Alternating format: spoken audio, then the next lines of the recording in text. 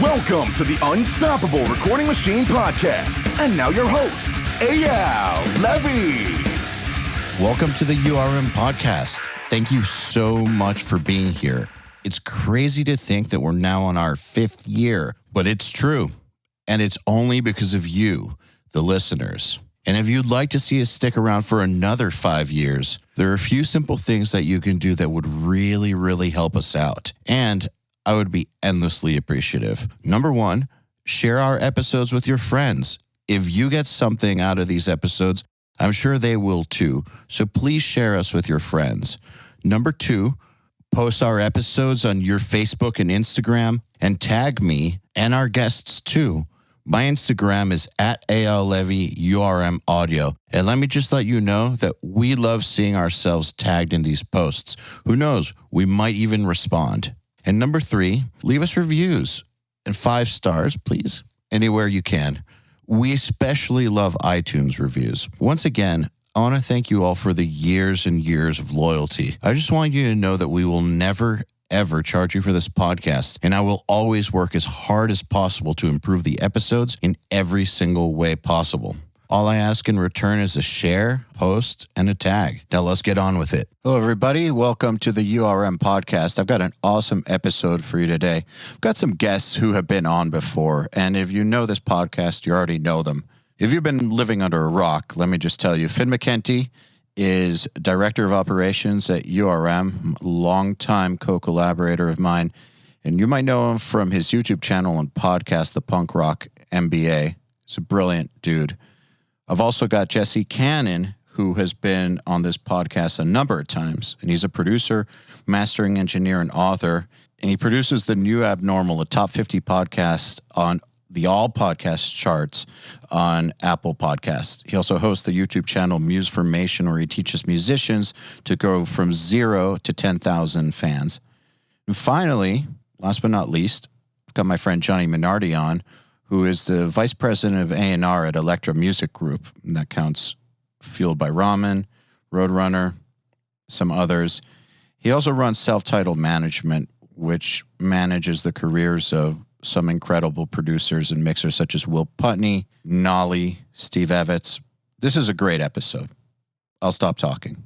I introduce you Finn Mckenty, Jesse Cannon, and Johnny Minardi. Finn Mckenty, Jesse Cannon, and Johnny Minardi, welcome to the URM Podcast. Thank you. Yeah. Stoked to be here. Always happy to be here. So we're what, like 6 months into the end of the world, basically? 6.5, I'd say. 6.5. All right. So the reason I wanted to do this is because we're all friends in real life, and I think we've all either podcasted or done something like that at this point with each other individually. I would describe us as acquaintances. Yeah, fair enough. Feels a little. I was being polite, but yeah, I was being polite, man. I will say you are 3 of my favorite podcasters. I've been multiple podcasts with 2 of you, and one of you doesn't have my email address to get me on his, I think, at this point. So at some point, maybe if this goes well, maybe we could, use some momentum into that. There we go. I'll put in a word for you. If it helps. We'll see. He's a tough cookie. I'll put in a word for you. Yeah. Yeah, she's got high standards. What can I say? So what's the dumbest shit you guys have heard so far from people in the music industry about getting through this? For me, because I'm paranoid, the dumbest shit was it's going to be over in 3 months. That's what I said. I know, but I forgive you because we're friends. Yeah, I think rescheduling the tours for the first time was insane to me when they moved them like 2 months. And you're like, you might want to add a year to that thing. I guess no one knew, but obviously the first couple of weeks. But yeah, rescheduling the same tour 4 times at this point is just exhausting. When you see a band scheduling something for, like, say, February, don't you want to tell them to stop? Yeah. Yeah.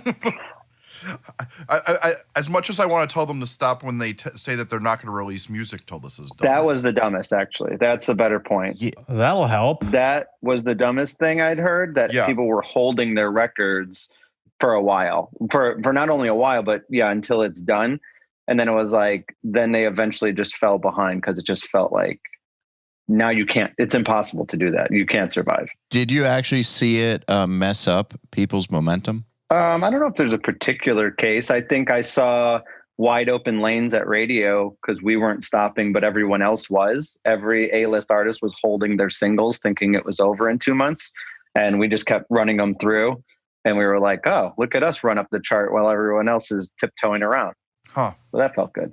Is that something where at meetings you guys were consciously looking at it and saying, we're going to take advantage of the fact that nobody's moving right now? Or is it just that you guys never stopped and they stopped and then you just noticed it? A little of both. I think you felt it pretty quickly that people were holding or delaying, or this was supposed to come out in April and they stopped it from coming out. So then you're kind of realizing, oh, well, they're stopping, but let's not do that. And it kind of, happy accident there. And how has that evolved now that we're 6 months deep? Have other people that were previously, I guess, just waiting around, have they caught up, or have they at least tried to catch up? Yeah, I would say they've tried to catch up, and they probably have for, the most part. The internet forgets stuff in a week, so it moves pretty quickly. So if they could decide today, they could have a hit song next week. So Except for the stuff that they remember for 10 years. The negatives, yes. One or the other. Definitely one or the Fair. other.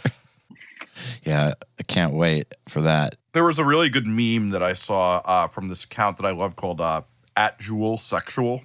And it was like the Galaxy Braid meme. It was like saving your song for a month into the pandemic, saving your song for 3 months, and then releasing it when it's over, like every other group's going to do, and getting buried under the weight of it. And it's like, that is going to be a thing, is that the second that we're all like, yes, we can tour, we're going to see an astonishing amount of fucking fools rush in. Yeah. I wonder if that's a good thing. How is it a good No. thing? I'm curious. Well, okay, so I think for some people it's going to be a great thing.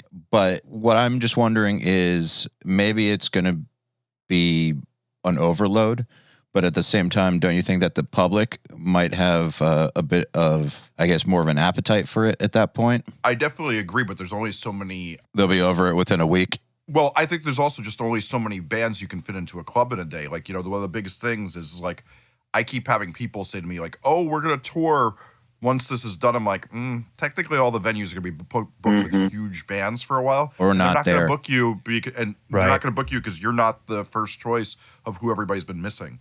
That's a great point. There's going to be a long line and you're not in front of it. Yeah, a long line. And I do think there's going to be far less options for people to gig at. So Yep. That's true. you put those two things together and it's going to be probably a very small group of people that are going to be getting to actually play shows. I'd like to hear what you guys think about this, since all of you guys are more qualified to talk about it than I am, since you have more experience with managing artists that make a lot of income off their tours, or EYAL in your case, actually touring and stuff. To me, it seems odd that people are so fixated on touring. And again, I may be wrong here, so I'd like to hear what you think. But I mean, I know so many of these rappers and stuff that make a perfectly good living without leaving their room. So it seems strange to me that, especially in the case of smaller artists, that they're so fixated on touring. And I just don't understand why. I don't really see how this changes anything, because when they were touring, nobody was really going to their shows anyway. So, I mean, I don't mean to be rude, but it's like, if you're playing to like 75 people, and that's optimistic for a lot of smaller bands, or even a couple hundred people, like, I just don't really see how this dramatically changes the situation. And a lot of these bands didn't make money on their tours anyway. So I just don't really understand how this changes anything. If anything, it's like, all right, well, now you can just stay home and focus on getting attention on the internet. So I guess I just don't really see why this is a huge deal. I mean, I understand if you're fucking Wiz Khalifa or whatever, and you're giving up a multi-million-dollar payday to play some huge festival, that sucks. But if you're a smaller band, it just doesn't really seem like it's as big of a deal as a lot of them are making it out to be. Or is there something I'm missing?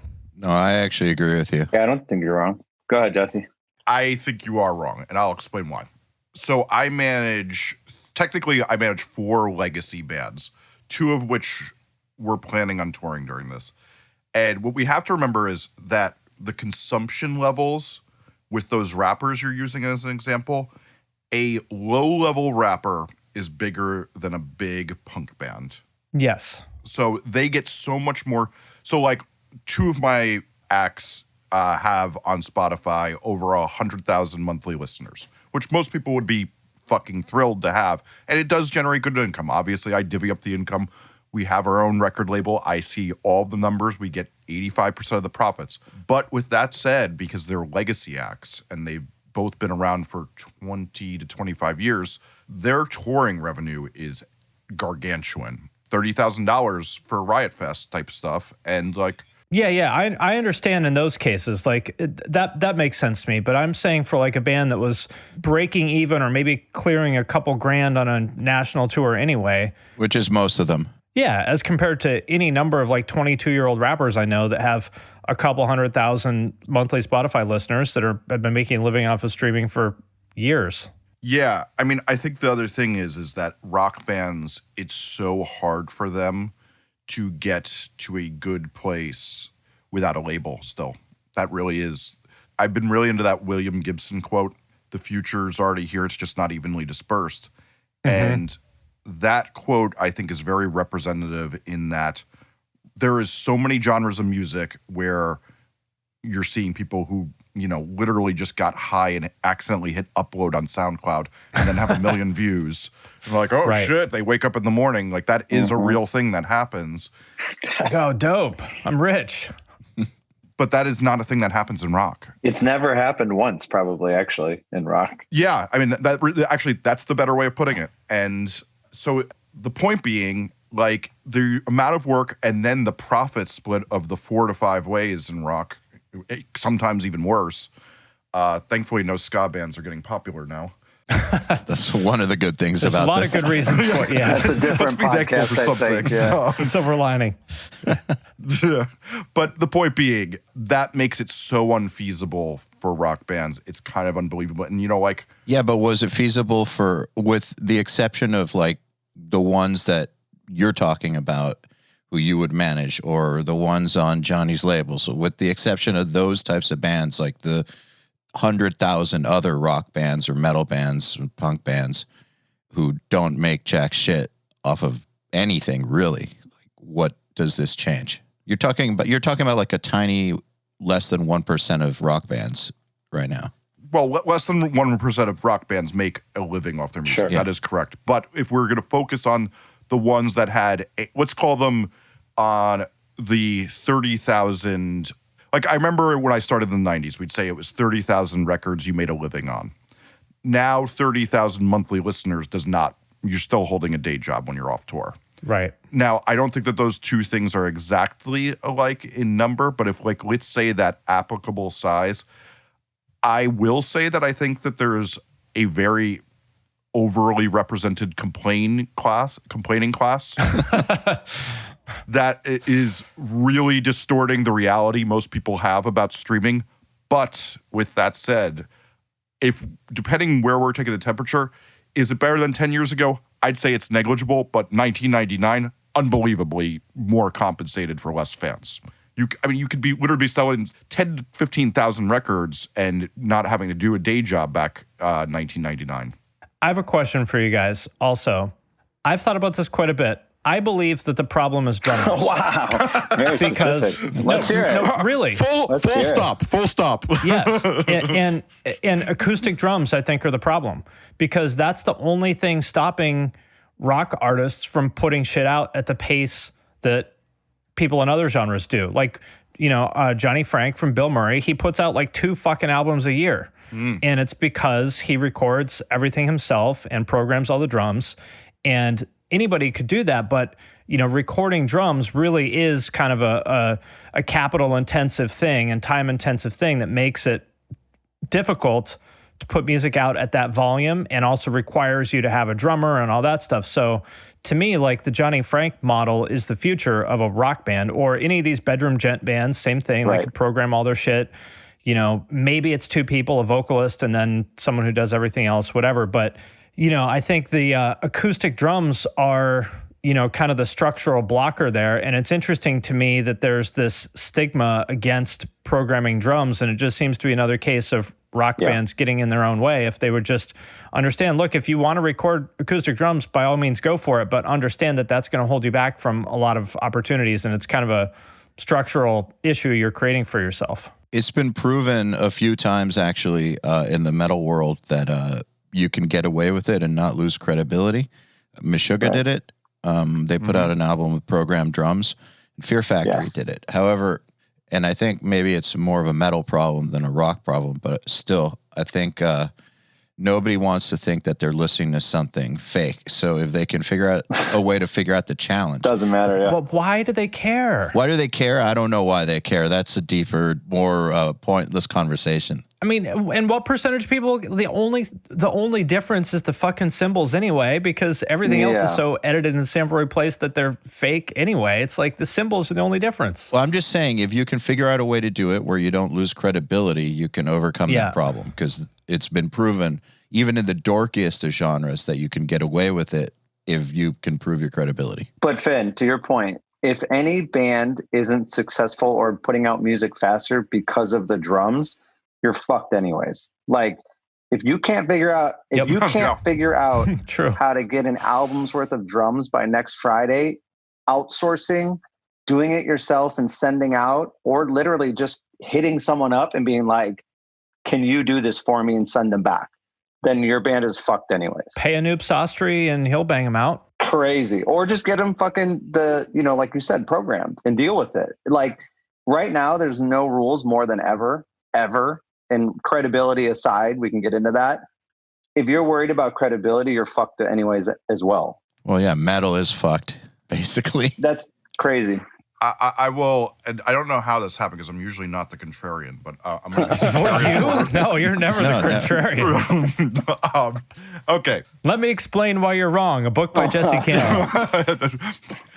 So I remember I was talking to Rich Costi a while back, and he had just done this record for a band called Swimmers, which is on Atlantic Elektra. And he was talking about, so their record is drum machines mixed, and I say vintage 80s drum machines mixed with real drums. And he talks about a thing that you two being fit at EYAL talk about, is doing the things your competition isn't willing to do. I think one of the most interesting things about the real drums thing, and it's the same thing with whether it's SoundCloud rap or everything, is that so SoundCloud rap, the extra effort that gets rewarded is actually like getting your vocals nudged to be on the beat. And I should say on the beat is not always on the beat. It's on that weird pocket that they're going for, but actually taking the time to get a consistent flow that has some nuance to it. I think a lot of the time the real drums is the secret sauce that makes it sound more exceptional. And I think we reward people who do exceptional things. And I do think, unfortunately, that real drums and the effort and even the thought, the other thing we have to remember is the biggest problem with this constant content rush is that most people don't have what I like to call an artistic attention span that can make something good fast. It takes, years for a lot of people to come up with enough good ideas to fill a record. Sure. I mean, using Johnny Frank as an example, he's a exceptionally talented person who's been making music full time for 12 years. So he's not your average Joe off the street. Mm-hmm.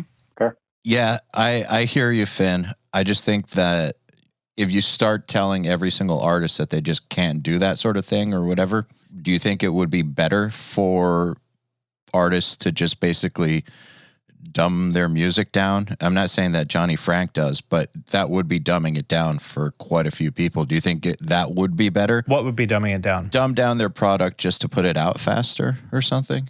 So I think that there is an assumption there that I'm not sure is true, which is that if they spent more time on it, it would be better. I don't know that that's true. It's not true. It's not true that spending more time on something will make it better, but it is true that in some cases, skipping a step is cutting a corner. My thing would be, more often than not, an artist should have spent more time on it, but it doesn't mean that it is going to make it better. I think any kind of creative or business pursuit to me is about understanding where your effort should be applied, because you can't put 100% effort into everything on every product. And you just have to understand what is going to make the greatest marginal contribution. And, maybe in a perfect world, we would all have, perfectly engineered drums with a great drummer and a great room on every song, but we all know that that's just not reality. So, the question to me is like, if your goal is to like build your fan base and, make some money or whatever, like, how are you going to get there? And I would say that for most people, making great content and having good vocal hooks is probably the thing that's going to move the needle for them. And that's not true in every genre. I suppose if you play technical death metal or something like that, but you're never going to make any money there anyway. So I think there's a lot of ways that people can convince themselves that, well, this won't work for me because X or Y. But I would say, like, have you even tried? Like for me, for example, with my YouTube videos, for anybody listening who's not familiar with me, I have a YouTube channel that is reasonably popular. And I tried something a couple months ago because I heard a bunch of people anecdotally say that they listened to I listened to your new video. It's great. And I was like, wait a minute, why am I putting so much effort into the edit when there's probably a lot of people that just listen to it? And so the next video, I put like 30% less effort into the edit. I completely half-assed it. And it made absolutely no difference. It was actually one of my more popular videos. And that was like a breakthrough for me. It's like, there is no reason for me to put more effort into that edit. And that's not that I'm lazy or I don't care. It's just like bounded rationality. There's no point in me spending my limited free time on something that doesn't make a difference. And I would say that, musicians should consider the same thing. Like, for example, I've noticed a lot of rappers now are programming drums that sound like acoustic drums. And I can tell that they're programmed because, because it's me, and I can tell that crash cymbal is programmed. But to, 99.99% of their audience, that's a drum set. So to me, that's a way of, achieving what you're saying, Jesse, of like, of adding that extra something special of having acoustic drums on the song, quote unquote, without actually having to go through the time and cost and hassle of recording a drum set. So to me, it's like checking assumptions, I guess. If the assumption is I have to record an actual drum set to have acoustic drums on my song, I'm not sure that that's true. I think the assumption is that recording drums has to take a long time. Yeah. That too, yes. I think that that's not true anymore.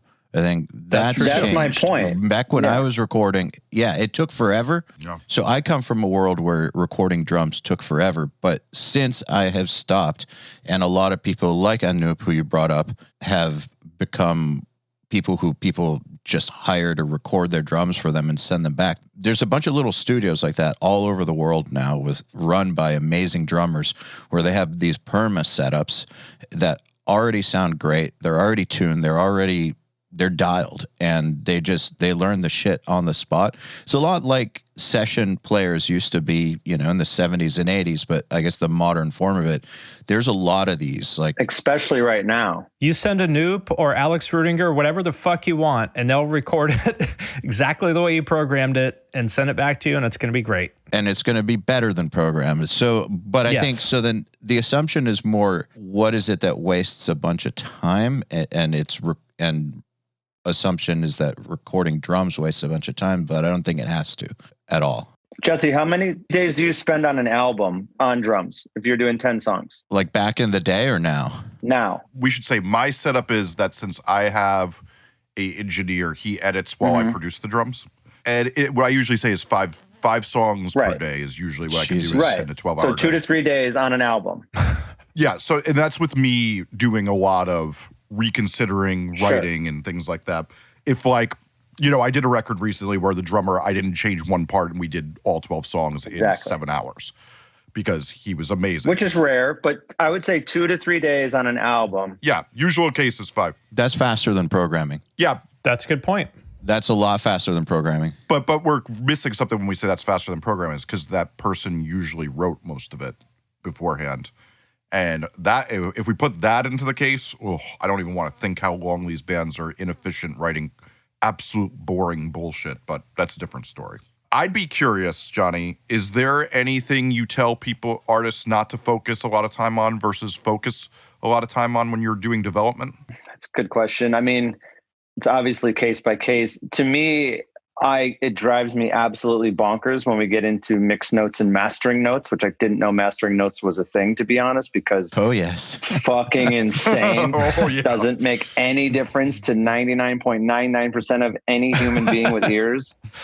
Man, can I let me interrupt you for 1 second, Go real nuts. quick. You're triggering I need Jesse. to interrupt you for 1 second, Johnny. There is an A&R guy who we all love, but at your label, I won't say who, but I know that he got one record by a pretty prominent metal band remastered 7 times Wow. at like $5,000 a pop. Not because the band wasn't happy or because Ted Jensen did a bad job the first time or the second time or the third time Wow. or the fourth time or the fifth time or the sixth time. Sounds expensive. It was expensive. And he just had mastering notes. That's fucking bonkers. So I've heard of that stuff going. That was 2005. My point is now versus then, there should be no qualm with that. Again, to Finn's point of moving quickly on things that matter.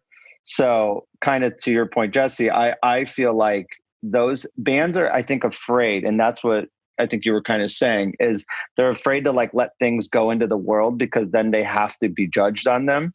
So there's always this moment of, I want to protect. And if I always protect and tweak until it's dead, there will always be a different excuse because the timing didn't work out or whatever. I almost feel like there's a lot of self-sabotage.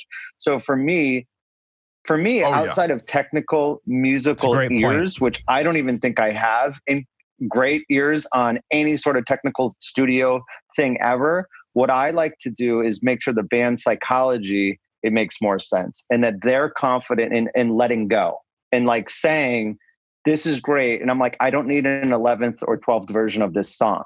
The feeling I got from your demo, that's all I need when you go and, fix this or re-record this because it was on a voice note or whatever.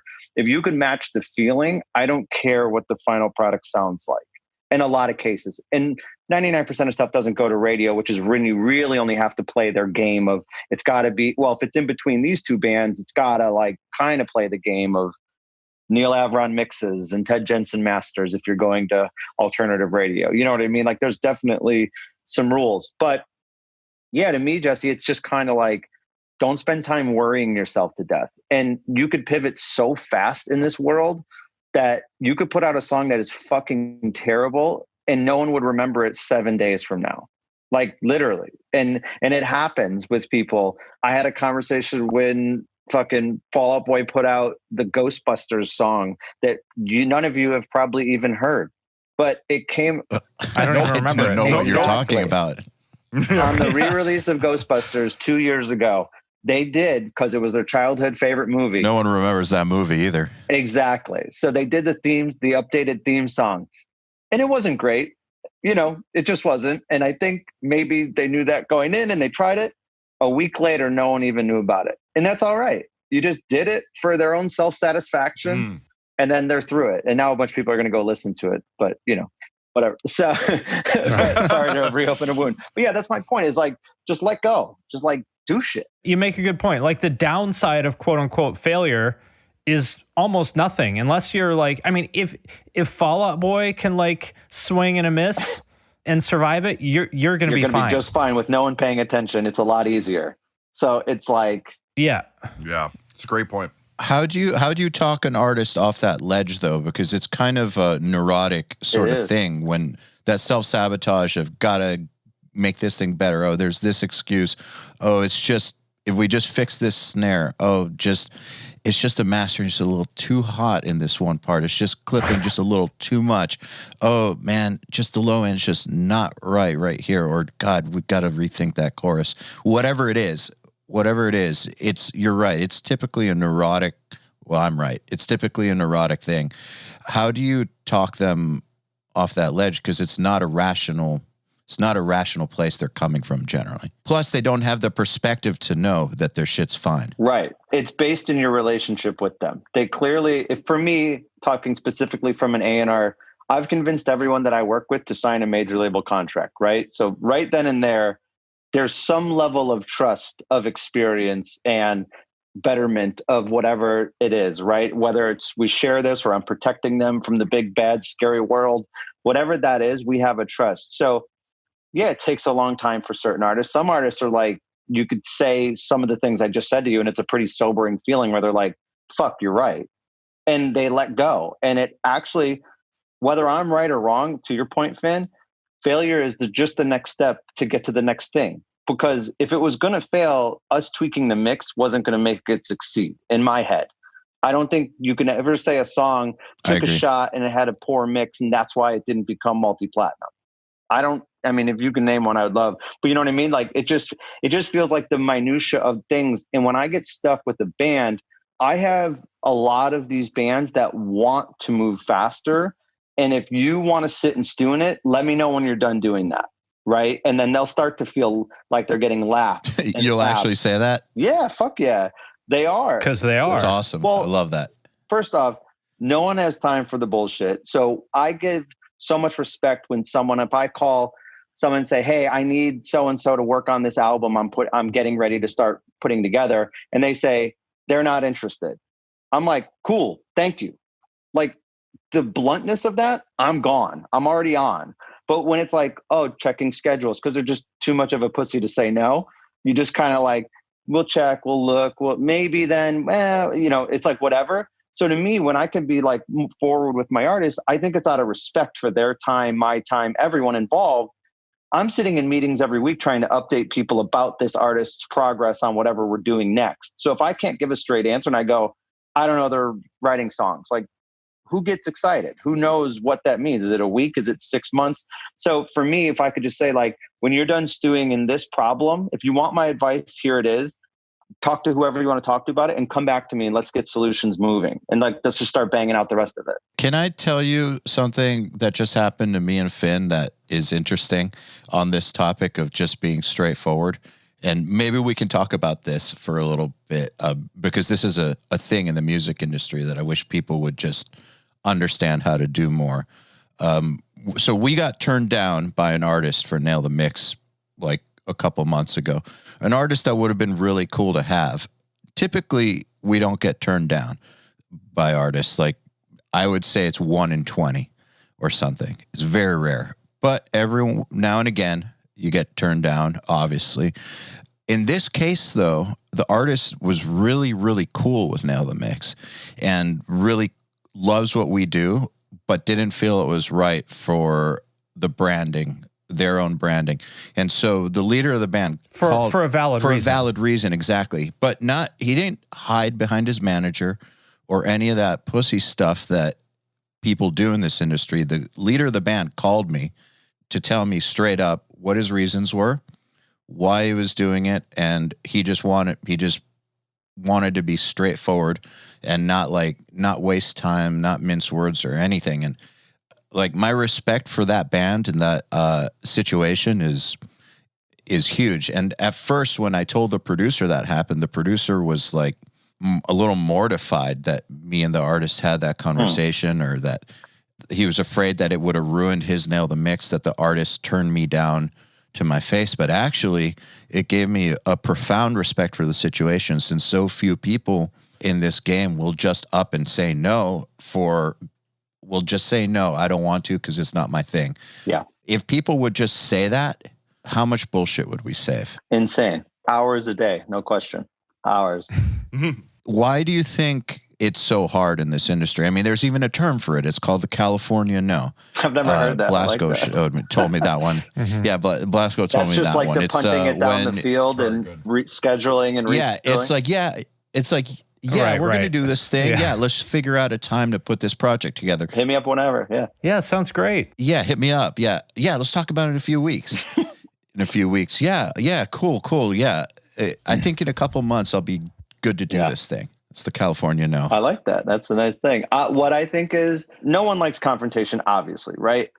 It's not an exciting thing to do for any reason. But once you do it in a sense where there's honest, reasoning behind it, like you're saying, and whether you agree with that honest reasoning or not is not up to you to decide. It's the person that was going to give time, to give effort, to give their value into the situation that just says straight up, it's not for me.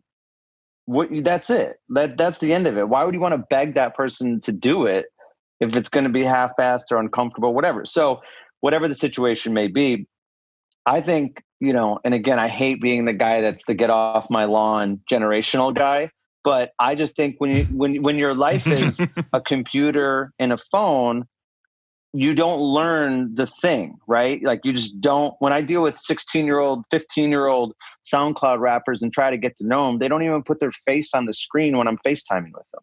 Like they're nervous. I had a full 20-minute meeting with the kid. Yeah. You're looking at their this popcorn shoulder ceiling or the wall. pacing. Yeah. I paced his ceiling for 15 minutes. But that's just it. It's just an uncomfortableness. And I can't say I would have been any different at 15, to be quite honest. So I grain of salt everything. I try to make everyone comfortable to at least have the freedom to express that. But I just don't think it's a natural thing for people to want to learn how to be direct. And it's hard. It's a hard thing. I think you're totally right. And to your point, I think this is a skill that everybody should practice. I've seen and worked with some people who are very good at it, like my old boss at Creative Live, Chase, was very good at turning things down because he's a very busy, successful guy that just literally can't say yes to everything, but he understands the value of relationships. And I noticed that he put a lot of effort into saying no in the right way. Good point.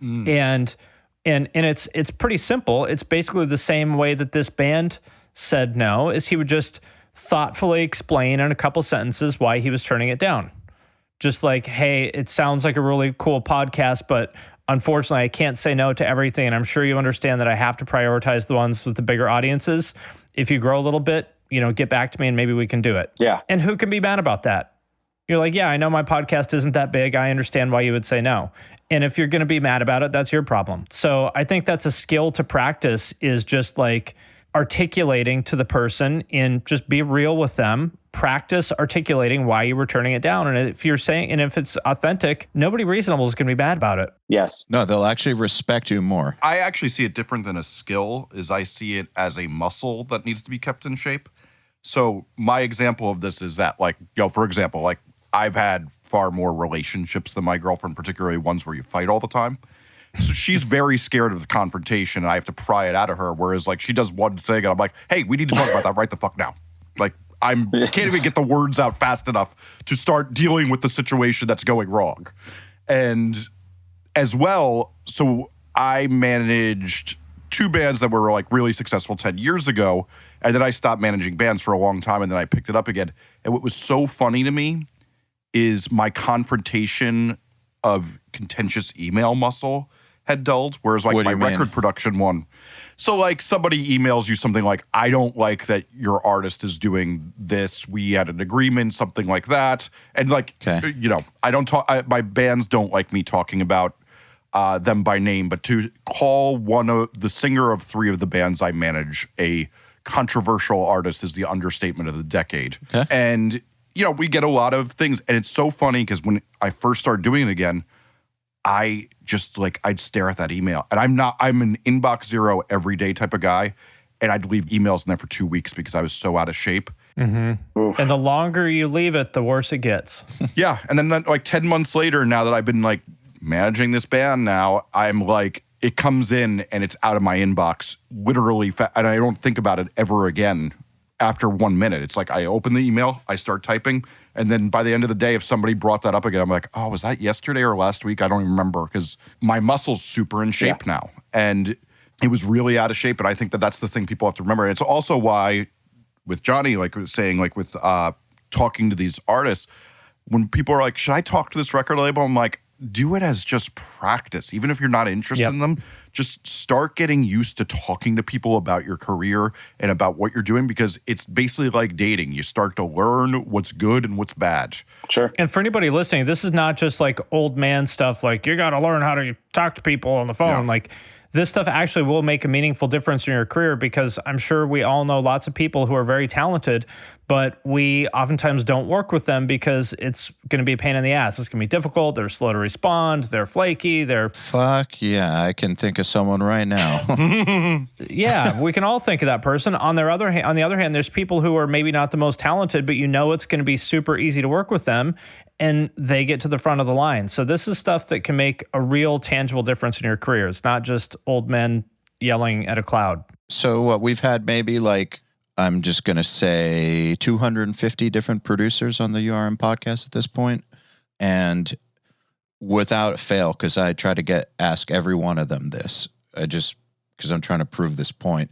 Without fail, they all say that if they had the choice between hiring an assistant or an intern, who say there's two people, one of them is slightly more skilled, but not that cool, not that easy to be around, but like is awesome, versus someone who's 15% not as good, but is an awesome human. They'll take that awesome human 100% of the time, every time, without fail. And it just reminds me that, so, I talk shit about my Berkeley education all the time, but there was one business class. By the way, this is like a guy complaining about the gas mileage on his Ferrari.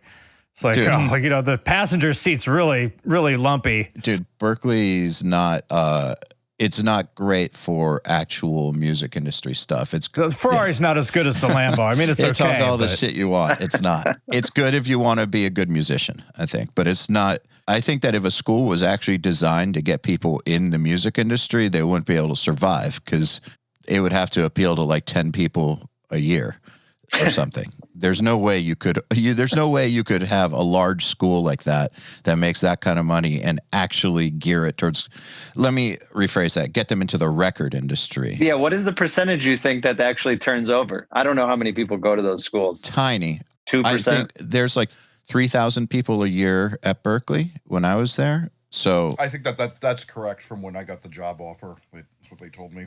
So let's make a distinction between the record industry and the music industry. I think a lot of people end up in the music industry, but a tiny amount end up in the record industry, and the record industry is where most of them want to go. But anyways, in this music business class, it was taught by this dude who actually had worked at major labels and did have huge artists under his belt as a manager, as an A&R guy. Like, he had done everything.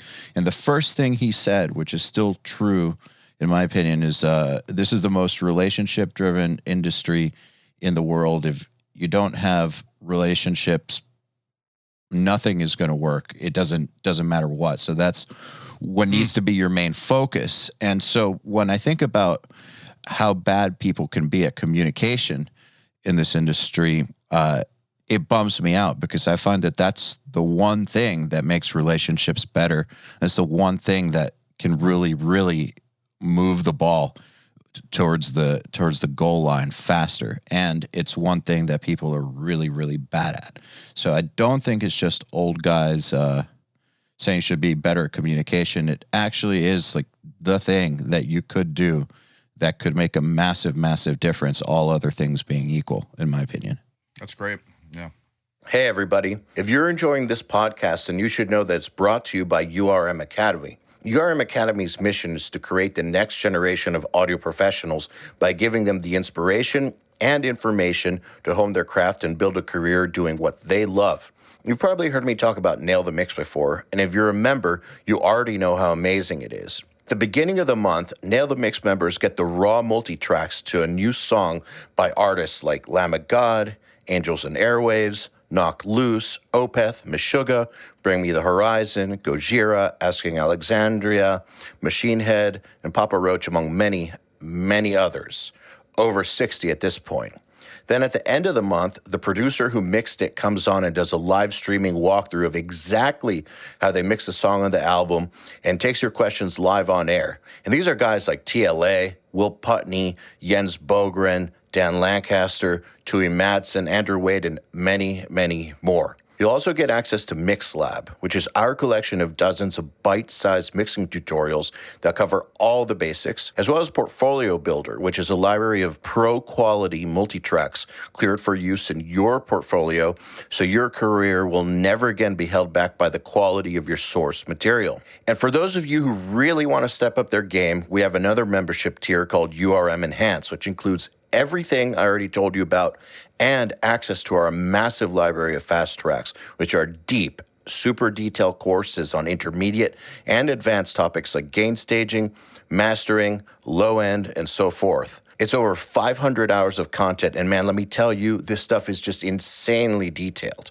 Enhanced members also get access to one-on-ones, which are basically office hour sessions with us, and Mix Rescue, which is where we open up one of your mixes and fix it up and talk you through exactly what we're doing at every step. So if any of that sounds interesting to you, if you're ready to level up your mixing skills in your audio career, head over to urm.academy to find out more. Johnny, I have a question for you and for everybody, but I would especially like your thoughts on this. There was a question for us in the Facebook group.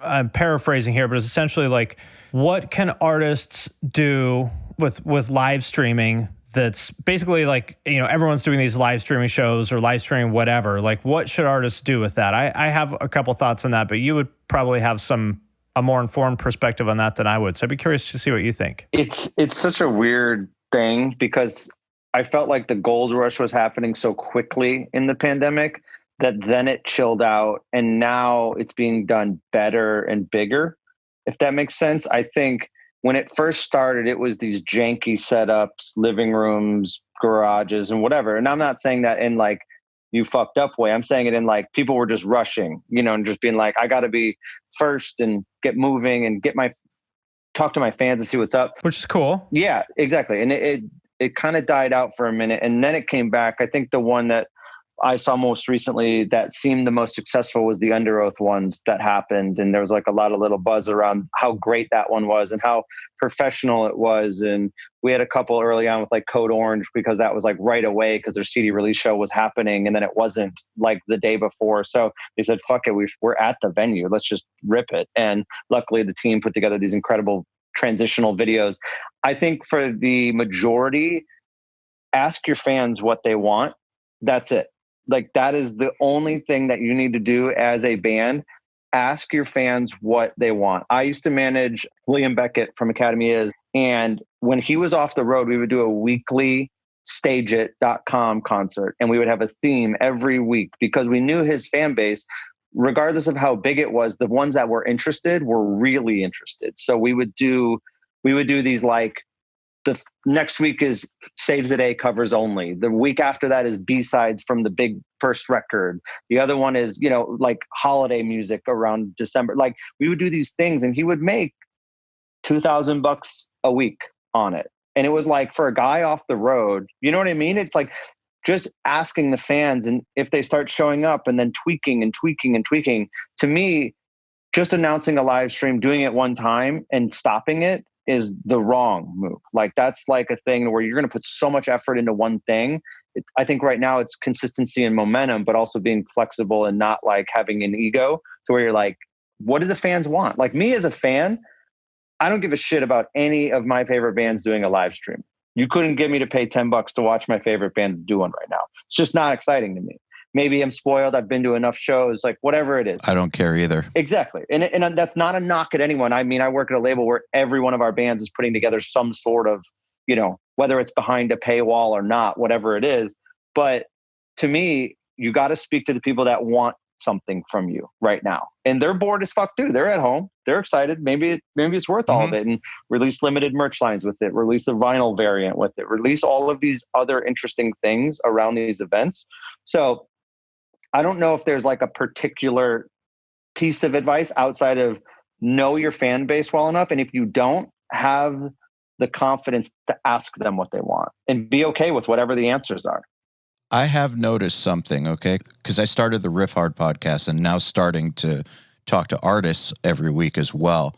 And URM podcast will talk to artists sometimes, but Riff Hard is only talking to artists. And so I've noticed that there are some of them who are basically taking this head on. There's some who are very depressed or whatever, but there are those that are taking this, like I said, head on. And when you hear who they are, you wouldn't be surprised because their band always took things head on. Like, for instance, one of the bands that I spoke to very early in Riff Hard podcast, like in May, a guitar player from Suicide Silence came on. That's a band that, it still might be just the small genre of deathcore, but for deathcore, That band is tremendously big and tremendously successful. And it was no surprise then when talking to him that that same amount of energy and ingenuity that they would bring to their marketing on tour and all that, they were applying to their live streaming situation and what they were going to try to do. And what I've noticed is the artists that are super, super proactive normally anyways, are all they're doing is taking that energy that they would have put into the tour or whatever into their live streams now. And they're not just seeing it as a shitty second-rate show that they're going to put out a video for. They're seeing it as like this whole production with, like you said, with the individual customized merch lines, with all these extra things. They're putting in the same amount of brain power that they would for any other thing that they're doing. And I think that those are the artists that are making the best out of it, as opposed to some artists I've seen who are just like, well, we're home. Why don't we just throw some shit together because we can't go on tour? Like the Under Oath thing you talked about, obviously a lot of brain power and thought and skill went into that. They took it very seriously, obviously. And that's kind of what I'm talking about. It's like they're putting the same level of firepower into what they're doing with live streaming. And that, I think, seems to be working. Right. So they're not half-assing things. And by the way, they were against it at first. They didn't want to do live streams. Then over the course of months and months, they were kind of like, well, fuck it. If we did do it, let's do it like this. You know what I mean? Yeah. Here's what I think. Sorry, go ahead. You could go first, or I could contrarian quarter down, whatever you want. Why don't you tell me what? Yeah, you can tell me why I'm wrong about this. Okay, go ahead. Here's what I think. I think that a lot of musicians need to flip a little switch in their head as far as what their job is. I agree. Your job is to entertain people. And sometimes that is through playing music. Sometimes it is through other things. And so in regards to live streaming, maybe some bands can just put up a webcam in their practice space and their fans love that. And if so, that's great. But I think you need to let go of the constraint that what you need to do always requires you to play music. For example, like Jesse, your boy Ronnie Radke is making like fucking $100,000 a month on Twitch. Oh my God. And I don't know exactly if it's that much, but he has somewhere around like 30,000 subs. So he's making a fucking killing. And I don't think he even plays music at all. He like reacts to videos or plays video games or whatever. And he's entertaining them. That's his job. It's not necessarily to play music. And so I think that's the switch that people need to flip. Maybe Matt Heafy from Trivium, he's also making a ton of money on Twitch. Sometimes he plays music, sometimes he plays games, like sometimes he'll do behind the scenes stuff. So to me, it's like if you are entertaining your audience and building a relationship with them and listening to what they want, to your point, Johnny, if your audience wants you to play music, that's cool. If your audience wants you to, fucking do card tricks, then do card tricks. But flip that switch of like, how do we entertain our audience tonight? And I think it'll be successful. The Suicide Silence example, by the way, fits right with what you're saying, because their like virtual tour isn't just music. It's a lot of different things that a deathcore fan would like. I have zero interest in anything they did, but what does a deathcore fan want at that point? I'm curious to hear what those extracurriculars are. I think deathcore fans want something that's funny, something that's also insanely heavy, and that's kind of socially bonding between them, I think, and it has some bright colors, basically, some bright colors and fucked up designs. Like I kind of feel like if those four things are met, deathcore fans are happy. That's the Suicide Silence Family Guy demo in a nutshell. Yeah, exactly. So whereas if Opeth did this, I'm sure they could just sit there and play and everyone would be happy with it. So I think you're right. Jesse, why are we wrong? Okay, well, actually, so this is the funny thing. I don't think any of us are wrong, but I guess my contrarian thing, because I actually think this is all what it is, and it's what I've advised, but I actually do like these live streams, but it's because I listen to a different type of, and I should say, I know Finn listens to some of this too, but it's like I'm really into that hyper pop stuff, and they do DJ sets, and what I look forward to is like during this is that I'm going to hear new songs I'm going to like, and I can put that on for an hour while I work on a fucking spreadsheet, and write down 2 songs that were really good, and then all of a sudden I have a new favorite song. So I'm getting one. And that's how they're adding some value to your life, is by introducing you to new music. Yep. The thing I will say is, since, my YouTube channel is focused on going from 0 to 10,000 fans, to go to roundabout everything we were just talking about with the networking thing and with the relationships thing, is that the thing I advise all the groups to do, and like my thing on Instagram, is that the biggest thing you need to be doing when you're a small group is finding the other groups who are similar to you in some way and finding your community. And what I say, the way you should start doing that bond is you invite a group that's similar to you, that's small like you, maybe from another part of the country or the world. And you guys, every Tuesday, you're just going to have 30 minutes to an hour where you go on Instagram Live for both of your audiences, and you get to know each other. And then you do it with a different group next week and a different group. And it serves so many things during this time, because you're, one, exposing each other to each other's audience. You get to know people, you entertain them, and you do the thing. And that is also how you build the bonds, and that's who you're going to tour with and collaborate with in the future. But that's Great like idea. my very big thing. What do you mean by get to know each other? And how easy is that? Go on Instagram Live and be like, yo, I just listened to your new track. That sound in the chorus is really weird. Is that an Earthquaker Devices fucking transmedium whatever pedal?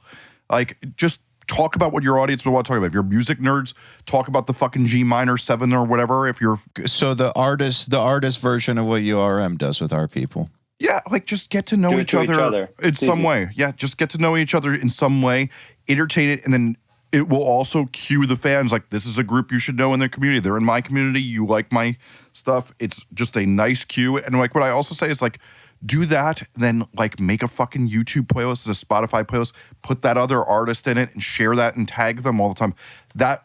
Every group I've ever managed has been brought up by their scene and their community of other groups they came up with.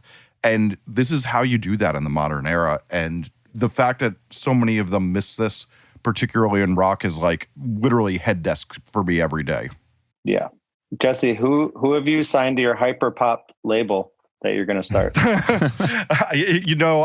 I think about it all the time, because I'm like, I've never had a good ear for unsigned artists, but now I listen to so many artists with like 13 plays that I'm like, this is amazing. So I'm ready for it. There's this It's one. really cool. Yeah. Yeah. It's the most exciting genre. Send me the ones that have good vocal melodies, please. I'll send you one that's doing really well on TikTok when we're done There we with this. go. All right. Making magic. I have a question here from the Facebook group. This is actually from George Lever. Nice. One of the best producers in the game right now. Great guy. Dude, I'm telling you, George is going to be a big name in the next few years. You're going to see that happen. He's actually on Nail the Mix this month, August. Future YouTube sensation too. I don't have enough good things to say about him, but he's a sick producer mixer, but I think the way his brain is wired is why one of the main reasons I see him advancing. But his question, and I kind of want to hear each one of your take on this, but what are the most common mistakes that you see individuals make in the music industry when it comes to business growth that you wish you could alleviate? Let's just start with you, Finn. Well, I think that in almost every field, the biggest issue is getting in our own way, as we've talked about a million times before, like whoever it is that said that quote, whether you say you can do it or you can't do it, it's going to be true. I think that that's it. And in creative fields in general, I would say that like self-doubt is a particularly big obstacle. Self-doubt / the self-talk that says you can't do it because of some external factor beyond your control. And I know that that's kind of abstract, and people are probably looking for some tactical thing like, oh, you should be using Asana to track your daily to-dos. But I think all that other stuff, like, that's fine. But as long as you like are putting the locus of control over your success on something outside your control, you're doomed. Like, you have to believe that you can do it, and you have to believe that you have enough control over the factors for your success that it's possible. And if you believe that, then you'll do whatever it takes to make it work. So I know that may sound kind of abstract, but that's the biggest mistake I see, is just negativity and cynicism and finger pointing and the blame game. And if you stop all that and get your head in the right place, then you'll figure out the rest. I agree. What about you, Johnny? Mine is similar to Finn's, but a slight different lane. Is I have 100 things I can say, but if I'm going towards the top of the list, I would say entitlement is the only thing that I've seen fail every single fucking time. Is that it, Jesse? I stole it from you. No. It's I'm just high true. because it's really good. That's the right word. I've been looking for the word. That's the right word. That's it. Because every single person that ever comes into my life in music, when I first started and knew no one, I kind of summed up my entire career in a quote the other day to a buddy. And I just said, getting the people that you believe in to believe in you. And that's the only way that you will ever like be able to kind of like, I don't want to say climb the ladder in like a lame way, but in a way to be in bigger conversations around people that have had success and have experience and have the halls of their office lined with plaques that you are enamored with the first time you see, and then start doing it yourself and learning from those people and just not being entitled to be like, why isn't that me? Why can't I have that? Why did they get it? Why did they get that job? Like that, to Finn's point, will lose every time. No one has ever gotten more successful by being poor me at all. It just is impossible. And 1B would be, don't be a fucking asshole. That's it. What about you, Jesse? My big thing I'm on now is not enough research, because I see over and over and over again, like whether it's like, oh, we're going to do this idea. Well, you should have known about this thing and now it failed because you overlooked that thing, or onto just who you collaborate with. Like when I say research, like the most shocking thing to me is just like, oh, well, my cousin's uncle's brother is a video director. We'll get him. It's like, it takes an hour and it's really enjoyable to scroll through YouTubes and see who is making good videos. And they're usually going to do a way better job. Same with producers and mixers. And, you know, I know you just talked to the Spirit Box people, and they were on another podcast that I listened to. They talked about like how much work they did to research who was going to mix their stuff. The research of who you're going to involve in your team, of who gets things done, is like the most easy thing. And it's also super fucking inspiring. It should be fun too. If it's not fun, you're fucking doing it wrong. Yeah. Yeah. Like honestly, like even for like people write me all day with the YouTube. They're like, I can't believe how much you take it in. I'm like, I fucking love every minute of watching new things. Like when people message me on Facebook, like sure, I don't want to ever get a Facebook message because it's annoying as hell, but I'm super psyched. Like yesterday, somebody sent me this like insane video that I was like, oh, I literally wrote a script in 30 minutes, like probably the fastest I've ever written one, from seeing something somebody sent me in a message that I had an idea off of. And that's what you're supposed to be doing as an artist, is you're supposed to be researching and getting inspired. And like particularly what you hear, and Johnny, I'm sure you can speak to this, is like a lot of the best artists are constantly making inspiration and mood boards and things like that. You know, I just heard Ali X talking about how much of that was her jumping off point. She's one of the biggest non-label artists in the world right now. And like, it really is the thing, is like you need to be thinking about looking at things and figuring out what you're going to get inspired from, what you're going to launch from. Like if you're telling yourself like, we need to have better music videos, that's what would make us more successful. How do you actually do that? You should have an answer. Yeah. Well, and someone's like, cool. Well, if you could work with 5 directors, who would they be and why? You should have that answer immediately. Agreed. Yeah. And mine is, I think too many people don't properly play the long game. They short game things way too much, or way too impatient, and they're basically, they don't get themselves ready for the long haul. And because these things take a long ass time. Every single career that I know of that I admire in some way has been something that has been long and hard fought and earned, basically. And everything awesome that's ever happened to me took a really long time. It actually involved everything that you guys mentioned also, but it always took way longer than expected. And also, relationships that are going to be fruitful take a long time to develop.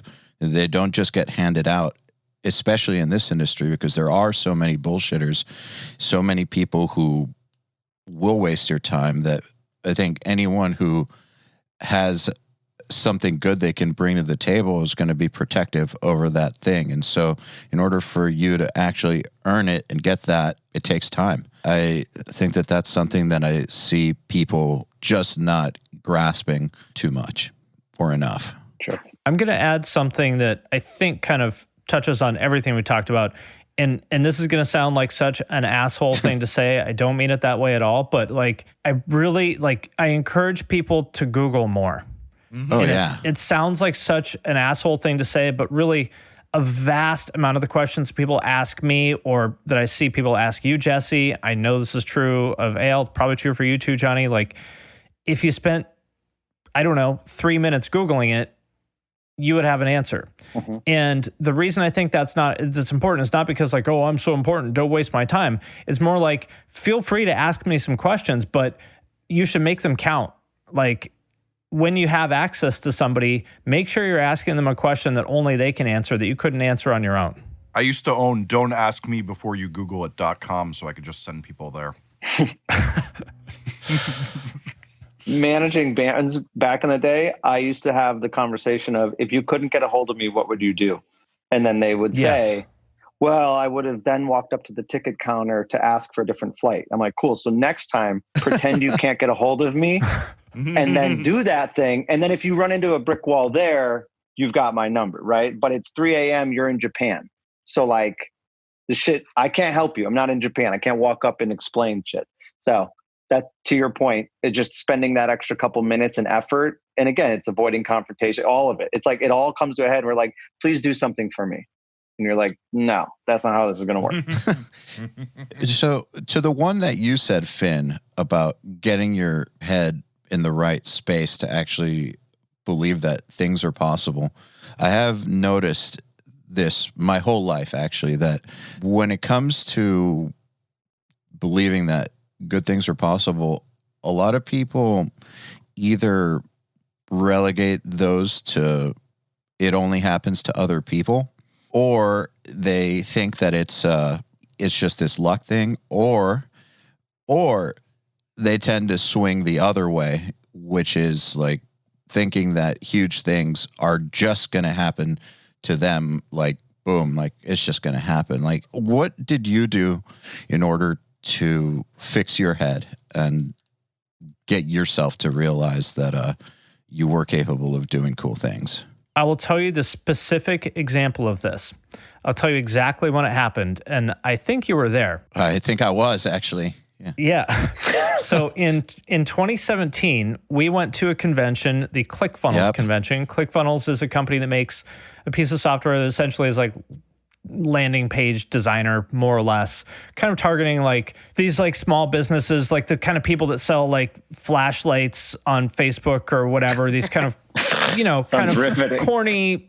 I mean, that's really what it is. I mean, that's actually the specific person I'm about to talk about sells flashlights on Facebook. And they make like $3 million a year doing it. Yeah. And I know who these people are. They were there at the convention. These people are not bullshitting. They became millionaires selling the dumbest shit on Facebook or these kind of corny info products that a lot of us would kind of laugh at or whatever. So we went to this convention, and at the convention there was, 10 or 15 people basically telling their story of how they became successful and what they did. And I noticed that these people were not smart. Like, and I'm not saying that like to laugh at them or put them down. No, you're right. They were not smart. There's nothing special about them. Right. They're making basic math errors, like reversing signs, getting terms like churn and retention backwards and stuff. And I was like, holy shit, these people, I thought that the reason why I wasn't succeeding at things or that I couldn't do things is because I didn't know enough. I was like, oh, I have to read another 10 books and then I'll know enough, then I can start. And then I realized, like, I was sitting next to Joey Sturgis and I was like, we know more about this than everybody in this room combined. And the difference is between... Powerful. Yeah. And the difference between me and the people up on stage, like, I know more than they do, but they were doing it and I wasn't. Yep. I was like, well, who's the fucking idiot now? And that's what made me realize, like, you just got to do it. And you really don't have to, there's no like magical piece of knowledge out there that, oh, if I only find this, or for mixers, like, oh, if I just have this plugin, we've all had that journey a million times, right? Oh, if I just get this plugin and piece of gear, that's what's going to make my mixes come together.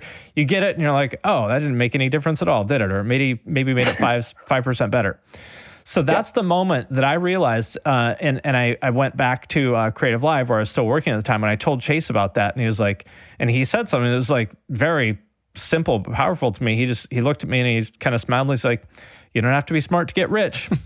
And I was like, "Wow, that's true, isn't it?"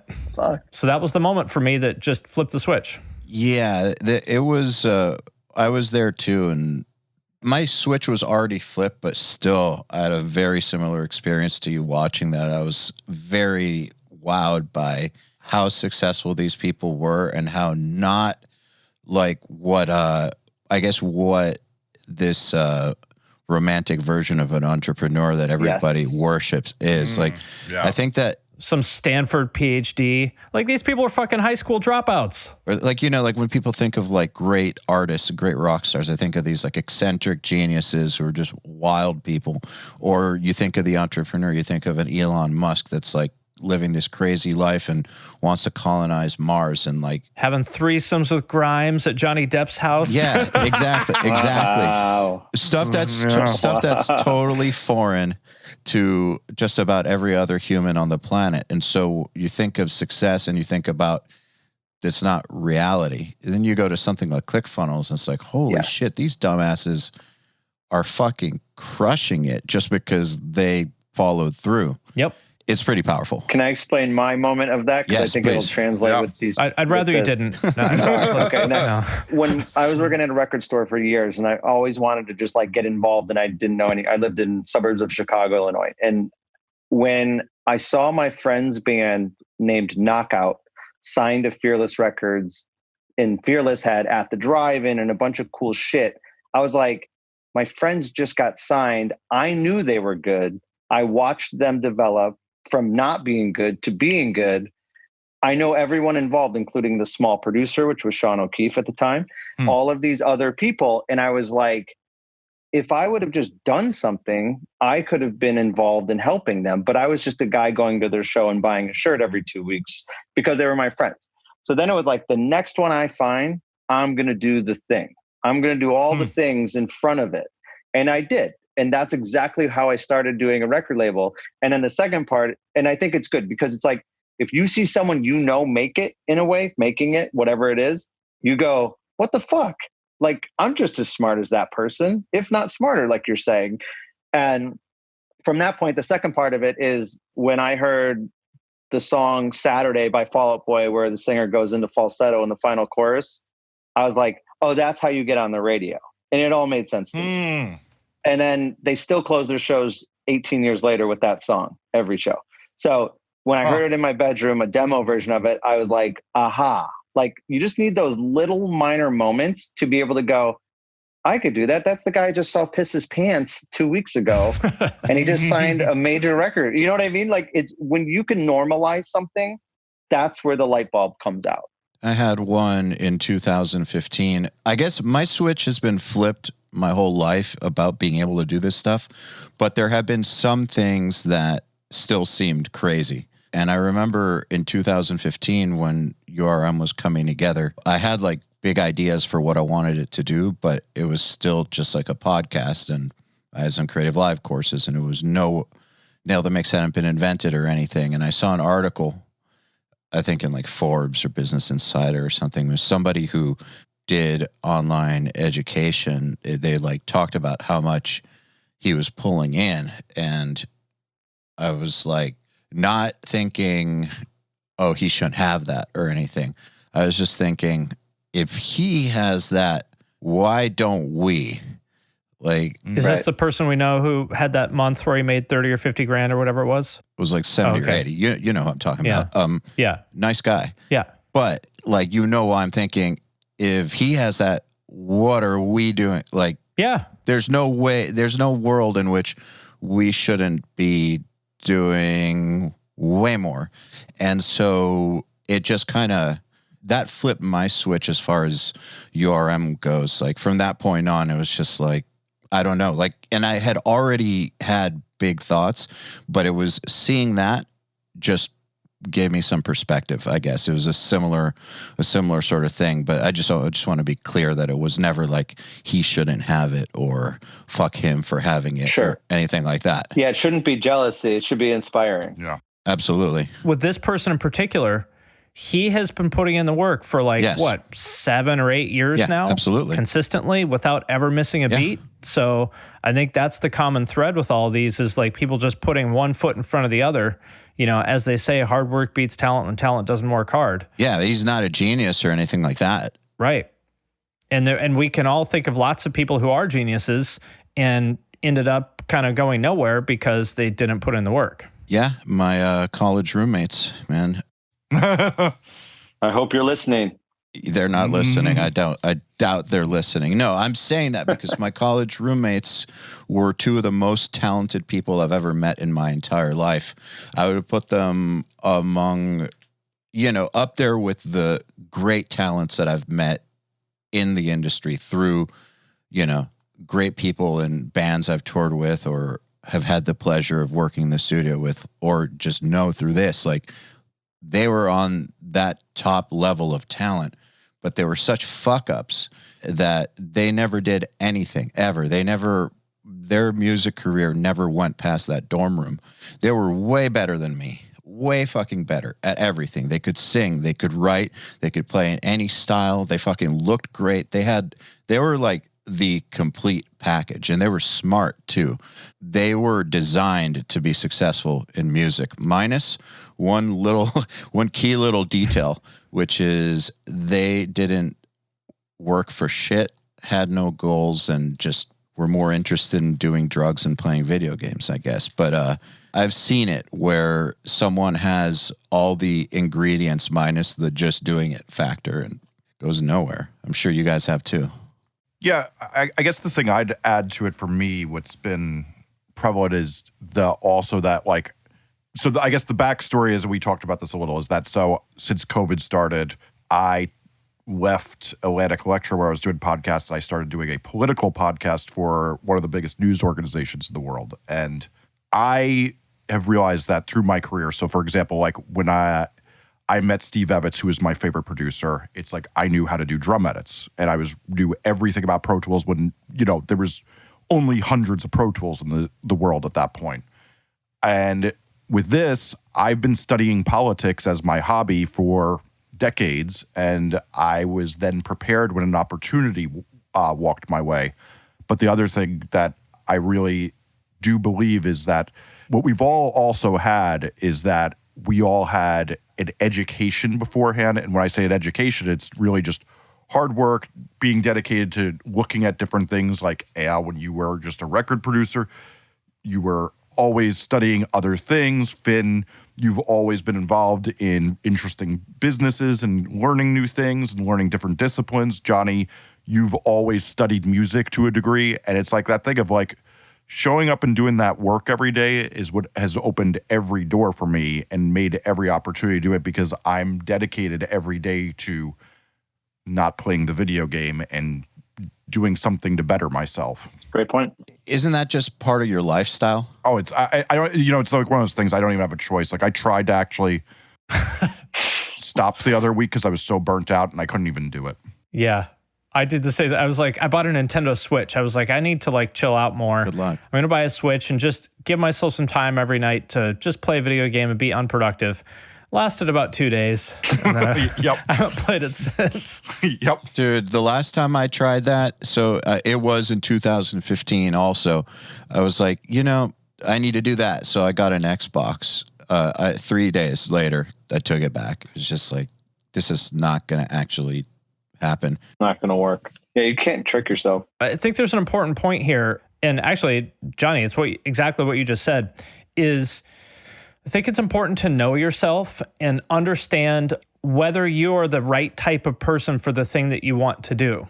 In other words, to like do certain things, to like be Elon Musk, you have to work 18 hours a day, 7 days a week for, 40 years straight. And if that doesn't sound fun to you, then don't try to be Elon Musk. And you wouldn't enjoy it anyway. I mean, I've been around some of these like exceptional people, like really, really exceptional people. And, you may think you want what they have, but if you actually spent a day or 2 days in their shoes, you would fucking melt. You would hate it. I would hate it. And I realized that. And so I think it's important to align who you actually are. Like, I don't work all the time because I'm super disciplined. I work all the time because that's what I want to do. I mean, it's just like, that's what's enjoyable to me. So I don't give myself a lot of credit for that because it just comes naturally to me. Yes. And if it's a slog to you, then do something else. Like, this just isn't, it's just not, and it's not a bad thing. I'm not saying like working all the time is good or bad. It just is what it is. And you just have to, understand. Like, for example, like I don't enjoy, working out all the time. So for me to want to be a bodybuilder would probably not be a smart idea because I don't like lifting weights all the time. And the people who are into that stuff, they like it. They want to be in the gym 4 hours a day. So you just, I think it's really important to know yourself and put yourself in a position where your strengths are aligned with your goal. And for example, like I'm not a very chill person. And so you don't say. I've never noticed. Yeah. So, I mean, I'm not like an asshole or something, but this is who I am. And so I struggle in situations like I'm not a very good corporate employee because I get really antsy and irritated at sort of the slow pace that's required at inside a corporation. So I'm a bad fit for that. I would be unsuccessful there. It's not that I'm stupid.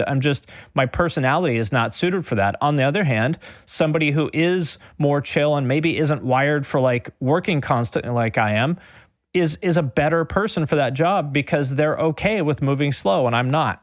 So knowing yourself and not lying to yourself about who you are and where you fit, I think is an important thing for everyone to understand. Mm-hmm. I agree. To your point and also to what Jesse said about the research and to what Johnny said about the entitlement, I actually do think that they all go together. But the thing with the research of the just Googling things isn't something, for instance, that I've had to try to do. Like, I don't try to do that stuff for any reason other than something comes up. I want to know more about it. The end. What's quicker than something I can do on my own? Why that entitlement thing about, let me just ask Johnny to fix it for me? Why would I do that when that's going to take way longer for me than something that can just give me the answer right here, right now? Boom, I can find out about it. That's not something I have to try to do. It just makes logical sense that if there's a problem I need solved, there's something I want to find out about, why not take the quickest path to the information, which is something I can control? So that's just something I've naturally always done. And so what you're saying, Jesse, that research thing, at least in my case, that shit just comes naturally. I'm sure it kind of does with you too. Yeah, all my life. All right, so what are some things that you guys have developed that are unnatural to you, but that have made a big deal?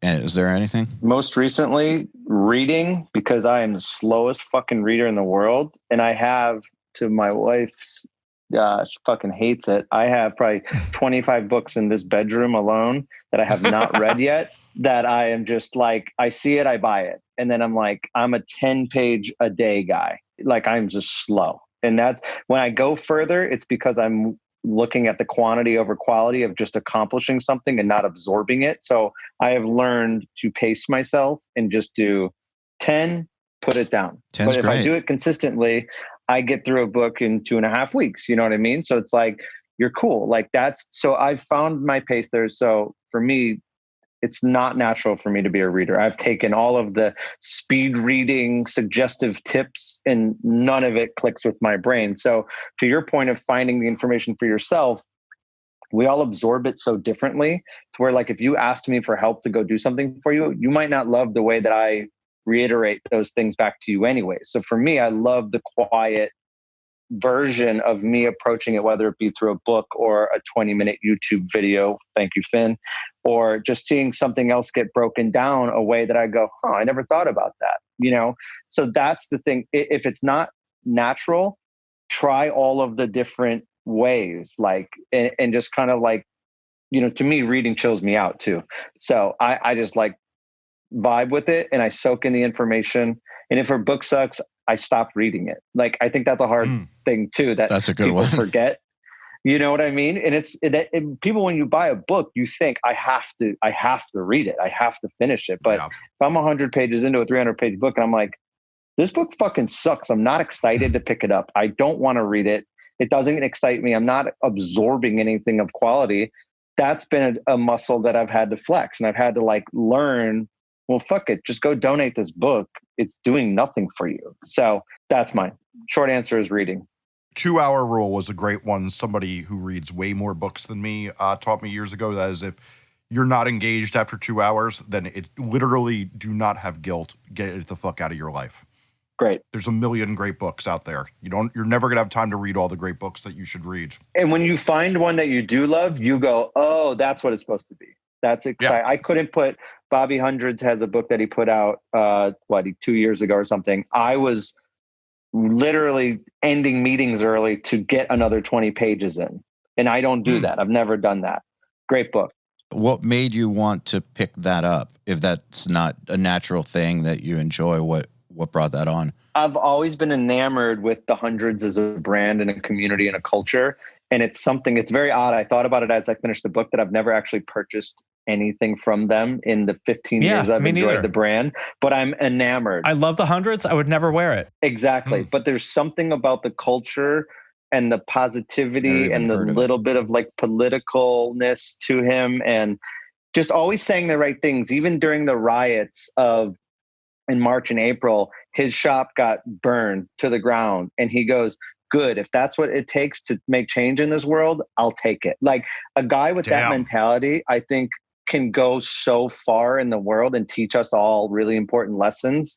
So the book is incredible. It's called This Is Not a T-Shirt. Is that it, Finn? Oh, that guy. Yep. Okay.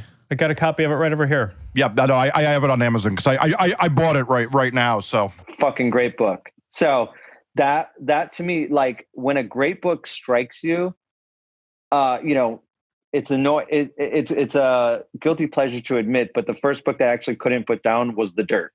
And like, because that's a great book. Because I tried this Led Zeppelin story, and you're like, yeah, okay. That's a terrible book. Right. So you just don't. And then I read The Dirt, and I remember reading it on a flight, and I was like, I wanted to like get to my hotel wherever I was going and keep reading, which is fucking crazy. So when you find your thing, like a little bit of your drug or your high from it, you're like, wow. So the latest one is Bobby Hundred's book, though. Go read it if you haven't. I just bought it. Yep. Great. Same. What about you, Jesse? What's something that's not been natural for you? This YouTube channel that I've started was, while it sounds weird to some people, but like, I definitely have some part of me that does not like being the source of the attention. I always liked the idea of being the record producer. When I was in bands, I actually wanted to perform from the sound booth because I didn't want to be in front of everybody. And did you ever do that, by the way? I did it out of necessity at some show at Bard College. The sound was so bad that I just moved my keyboard stand to the sound booth. Awesome. Sorry to cut you off. That was super interesting to throw that out. It was just one of those things that, like, I just, at the end of the day, like, I'm a pretty confident person, but I don't love this is the right way to say it. I am so introverted that it is very draining to me, and I'm already drained enough all the time from overworking to want to put myself out. But the YouTube channel, which was largely inspired by seeing Finn do it, I was like, I need to do this exercise. I need to get over this. I need to push through this. I need to recognize that, just like I was talking about before, with a lot of things, is that it's a muscle, and I have to exercise this muscle, and my life will be a lot better if I exercise this muscle. And it's honestly been the best thing I've done with my life in a long time, is that I'm even in, I should say, like, the biggest source of insecurity for me is that now that I work at a news organization with like some of the top reporters in the world, like, I'm in a Slack chat with them all day discussing the news, and I'm really insecure. Even though people tell me, like, you know so much about politics, I'm like, well, these people are the fucking experts, and I'm very scared. And this channel gives me a lot more confidence because you see the feedback, you see the things. And I should say, I put out a video this week where like 25% of the comments told me I'm the stupidest person they've ever seen. But I know, which is good because that means you did something people care about. Yes, exactly. I know that I have experience. I know what that comes from, but having that exercise of putting yourself out, it's been really, really difficult, but I see the rewards in everything that, like, I'm more confident in every single thing that I do because I dare to push myself out there and do something that's really uncomfortable for me. Love that. Man, doing things outside of your comfort zone are the best. What about you, Finn? What's something you adopted that's not natural to you that's a good thing? I would say risk taking. You know, I'm naturally a very risk averse person. And I realize that I mostly operate based on like fear of being poor is like my biggest motivator. Not that I have some horrible sob story, but, you know, I grew up on welfare with a single mom and all that stuff. And it was not super fun. And, you know, everybody else I grew up around was like that too. And it's just like, it was not fun. And I realized that I've operated a lot of my life just out of fear of living like that again, which has led me to be more risk averse than I probably need to be, because as we were talking about before, it's like, I know that I can do this stuff. And it just took me a long time to believe that. And I've been taking more risks in the past couple years. You know, I'm really happy that I have. There's never been a time where I regretted it. You know, some of those things worked out and some of them didn't. But I've never regretted it. And any time in my life, looking back on it, there's never been a time where I was like, man, I wish I would have waited longer to do this or whatever. I mean, you know, like, I'm sure we could think of some examples of that, but it's like 100 to 1. The conversation we have with ourselves is, why did I wait so long to do this or that? Yep. Why didn't I break up with this person? Why didn't I move? Why didn't I quit that job? It's always like, why didn't I do that sooner? So I've just been pushing myself to take more risks. And I'm really happy that I have been, because, you know, it's really true that, you know, it's risk and reward. If you don't take any chances, you're not going to get those like outsized opportunities that you want either. So that's hard for me to do because I'm naturally like a fearful, risk averse person, but it's felt good to push myself outside that comfort zone. Another thing I wanted to mention in regards to YouTube and what we talked about earlier, as far as like, you know, letting go of that desire or fear of failure and need to like hide behind perfectionism and not putting this thing out until it's perfect. I would guess you feel the same way, Jesse, but I put out a YouTube video every week. I put out a podcast every week, and I usually put out a second channel video every week. 100% of the time, every single time I'm about to put one of those things out, I think it's terrible and everyone's going to hate it and it's going to be awful every single time. And I just do it anyway. And the reaction is never as bad as I'm afraid it's going to be. Even when something is a quote unquote failure, that just means that less like people are just indifferent. Like if you think that there's going to be this reaction or there's this big backlash and everybody hates it, like that's very unlikely to happen. You know, if you're already a big creator that's in the public eye and you have a big audience, okay, that's another conversation to be had. Like, you know, if you're Fall Out Boy and you want to put out your, you know, dubstep record, that's maybe another conversation to be had because you have a big audience that does have expectations. But most of us are not in that position. And I think the best thing you can do is just put shit out. I mean, Jesse, you put out what, a couple dozen videos now? I have put out 80 something videos. Holy shit. Since December. Yeah, so I put out two every week. And yeah, you know, it's a funny thing too is, I mean, I arguably have worked on more. If you think of it this way, I've probably worked on 2,000 records now. And it's so funny because these videos are a new expression for me. So I'm so precious and I go back over and over and over things. But like with records, I'm like, oh, well, you know, this takes this many hours. Okay, we've reached that point. I'm probably done unless I'm really obsessive over the record and producing it. Then I'm going to go way further. But yeah, the funny thing is your expectations of everything, of what could possibly happen, are totally irrational. And I, you know, the story I always tell is when I put out my first book, the morning it came out, I had the third panic attack of my life, and like literally had 911 ready to dial the last one, and had to walk to the White Castle across from my studio in case I had a heart attack because I was freaking out so bad. We need to have a conversation where White Castle is the place that you go to when there's a potential health emergency, but we can do that later. Listen, it was the closest. Yeah, There's that the might only make place it that's worse. close by. Just The saying. only place close by. And I will also say, I had a studio there for 13 years and I never ate there once. What a time to start. Yeah, I mean, I remember how bad it was the last time I had it. So the point being, though, 15 minutes later, I got like a review from the main place I was waiting for the review saying it was the best book to buy on the music business. And I'm like, wow, you're a fucking idiot. But it's not that I'm actually an idiot. It's that we work ourselves up into panics about things when most likely the result is going to be indifference or when you release something that's not good. You're exactly right that it's just people just go, okay, another piece of shitty content. I see that every day 3 times. Also, you as a creator, you have no idea what's going to be popular and what's not. That's totally true. You have no clue. The song or video that that you're like, oh man, this is the best fucking thing I've ever done. You put it out and people are like, yeah, it's pretty cool. And then you put out another one and everyone's like, oh my God, this is great. And you're like, really? You like that one? You have no idea. So, you just got to let go of your expectations, get out of your own head and just keep making shit and getting better every time. And that's the only possible path, I think.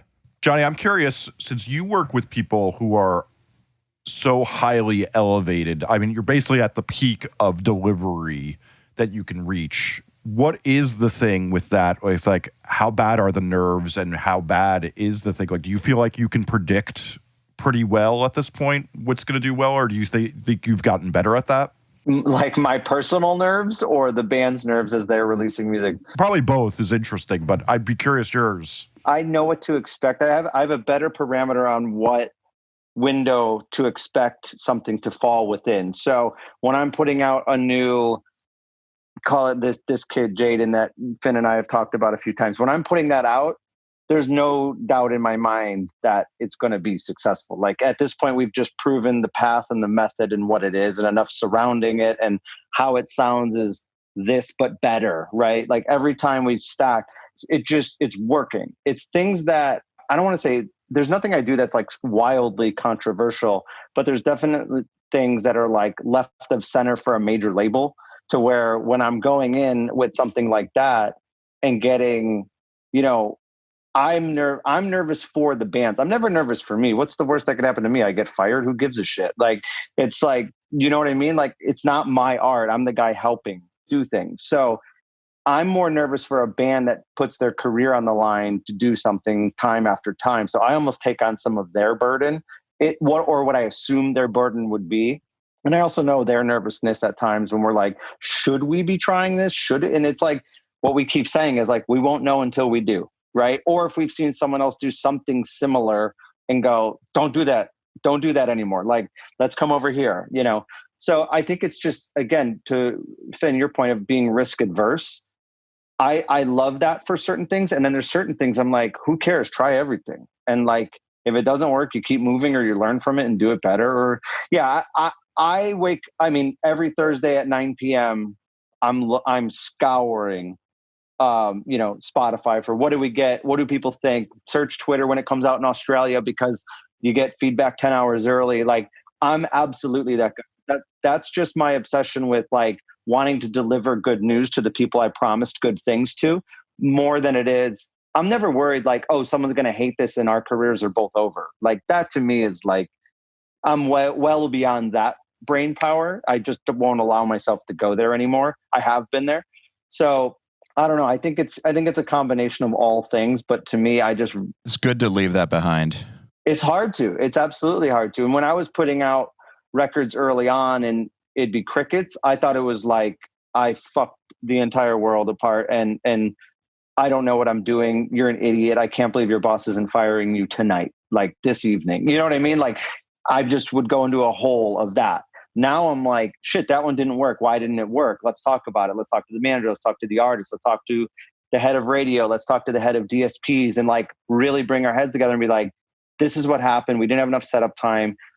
So-and-so put out 2 tracks just like it a week earlier. So they kind of got flooded here. Whatever it is, like you learn from it. You don't go, oh man, I suck at what I do.